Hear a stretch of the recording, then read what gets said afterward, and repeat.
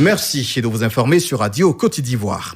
Le point sécuritaire se tiendra désormais tous les vendredis à compter de ce 24 juillet 2020. Information donnée ce lundi par Sidiki Moko Touré, porte-parole du gouvernement. Au cours de cette rencontre, les ministres Jana Kaolé de la Santé et le général Wagondo Diomandé de la Sécurité et de la Protection civile ont aussi dressé le bilan de leurs différentes activités en cette période des crises sanitaires. Le ministre de la Communication, Sidiki Moko Touré, exhorte les populations au strict respect des mesures barrières afin de lutter efficacement contre la Covid-19. Il ressort au demeurant que le Grand Abidjan, épicentre de la maladie pour 96% des cas enregistrés, les personnes qui y sont n'ont pas assez porté les masques, comme souhaité d'ailleurs. Et à l'intérieur du pays, le port du masque est relativement respecté. Pour changer cette donne, la sensibilisation de proximité a été renforcée conformément à la décision du Conseil national de sécurité en y impliquant davantage les autorités communales, les autorités préfectorales, les jeunes, les femmes, les guides religieux, les chefs traditionnels, les agents de santé communautaire et bien d'autres acteurs. Les actions de sensibilisation de proximité vont s'intensifier davantage sur le terrain à compter de ce jour. Aussi, retenez bien, la pandémie n'est pas encore éradiquée. Protégeons-nous, protégeons les autres. Le point en Côte d'Ivoire sur la Covid-19. Notre pays enregistre 193 nouveaux cas d'infection ce lundi 20 juillet, des chiffres qui portent à 14 312 le nombre de cas confirmés et dont 8 659 guéris et 92 décès. Information communiquée par le ministère de la Santé et de l'Hygiène publique. Et puis sur le continent africain comptait ce 20 juillet 721 563 cas confirmés.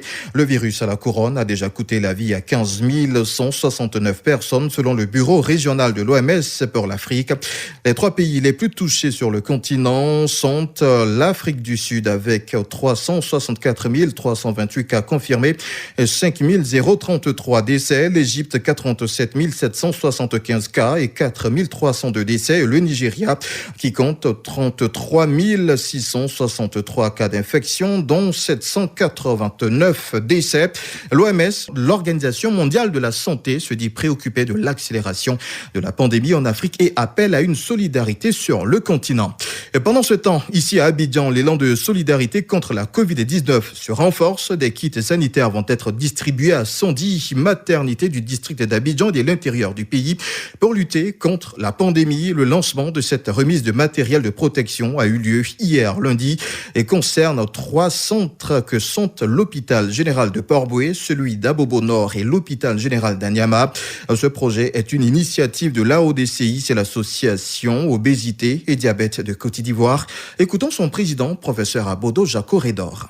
Ce dont concerne du matériel du gel hydroalcoolique, du savon liquide, également des masques, des cache-nez, du coton, de l'alcool, donc tout le nécessaire pour continuer à mener les consultations prénatales en toute sérénité, notamment à dépister le diabète et l'hypertension artérielle en cours de grossesse. Nous sommes à l'étape d'Abidjan et nous commençons par Port-Bouët qui est un centre très fréquenté et nous allons donc progressivement atteindre les autres maternités à Abidjan et attaquer l'intérieur du pays pour protéger le personnel médical également, les femmes enceintes qui viennent pour la consultation prénatale pour pouvoir suivre leur grossesse et accoucher en toute sérénité afin d'infléchir la courbe de mortalité de la mère et de l'enfant au cours de la grossesse.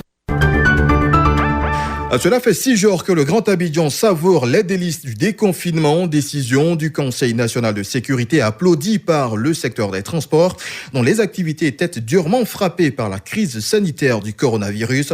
Mais cette reprise laisse un goût amer chez les voyageurs. Les tarifs ont subi une hausse allant de 10 à 15%. Une situation qui crée le désamour entre compagnies de transport et voyageurs. Charles Cablan a fait le tour de quelques gares routières à Adjamé. Voici son constat.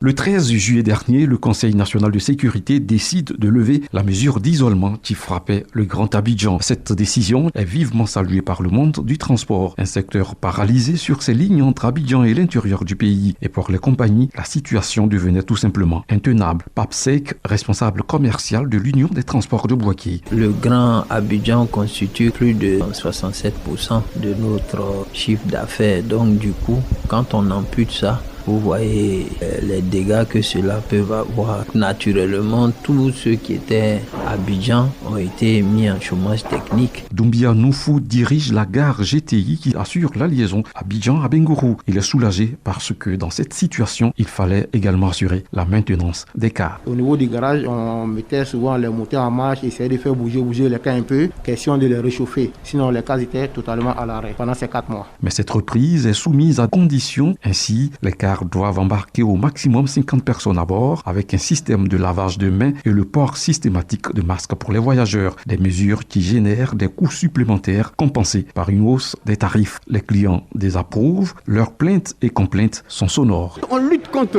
la Covid pour notre santé. Mais il ne faudrait pas que l'aspect économique vienne se greffer là-dessus. Ça va être l'hécatombe. Moi-même qui suis fonctionnaire, mais je vous le dis sincèrement, c'est exorbitant. Parce qu'il faut faire l'aller-retour, 8 000 francs. Et auparavant, on voyageait dans les cars non climatisés à 2 500, les cars climatisés à 3 000 francs. Mais maintenant, les prix ont grimpé jusqu'à 4 500. Et le nombre de passagers demeure pareil. Accusés, les compagnies se défendent. On vous dit qu'un car a une capacité de 63 places ou 70 places et puis on nous impose un quota. Donc ce gap-là, on le compte comment? C'est un réajustant. À Bengourou, cette hausse des tarifs a provoqué des remous très vite gérés heureusement par le préfet de région. L'ancien prix était à 3 500 francs, donc avec les 1 000 francs, on était venu à 4 500 francs. Donc à l'issue de l'intervention du préfet, les transporteurs eux-mêmes se sont accordés sur prix de 4 000 francs maintenant. Pour le coordonnateur des gares routières du Côte d'Ivoire, Touré Adama, ces nouveaux prix ont été homologués par l'autorité. Nous n'avons même pas atteint le montant que nous a été recommandé par le conseil tripartite du ministère du Commerce et du Transport. Nous pensons plus au fait que nous voulons avoir beaucoup de clients et donc nous faisons l'effort de ne pas aller à ce barème-là. Selon Touré Adama, une campagne de sensibilisation va être engagée très bientôt pour apaiser la colère de tous les voyageurs.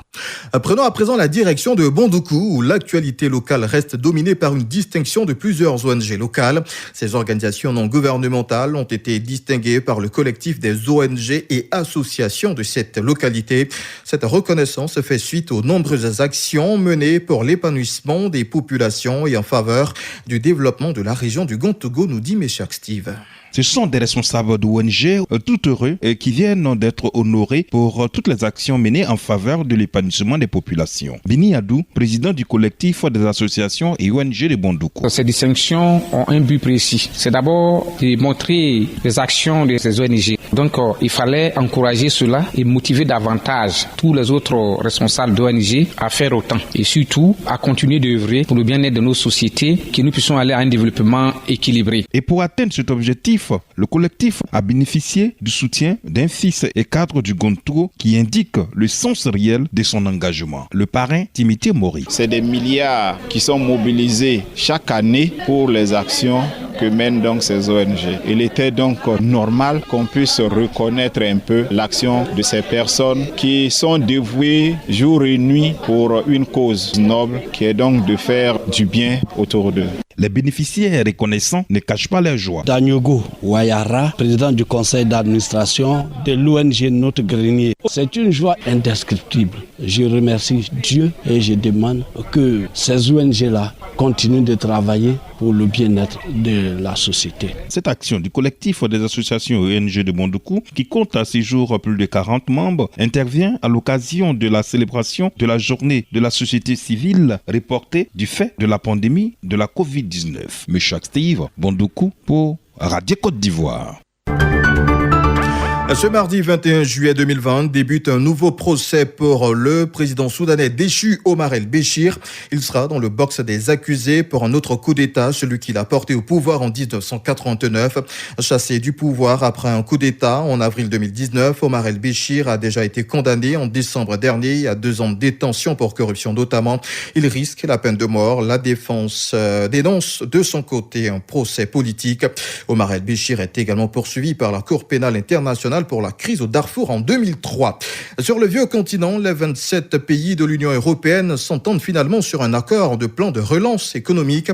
Au 5e jour d'une bataille acharnée à Bruxelles, les 27 ont accordé leur violon et trouvé un accord ce mardi matin sur un plan de relance post-coronavirus de plus de 487 000 milliards de francs CFA basé pour la première fois sur une dette commune.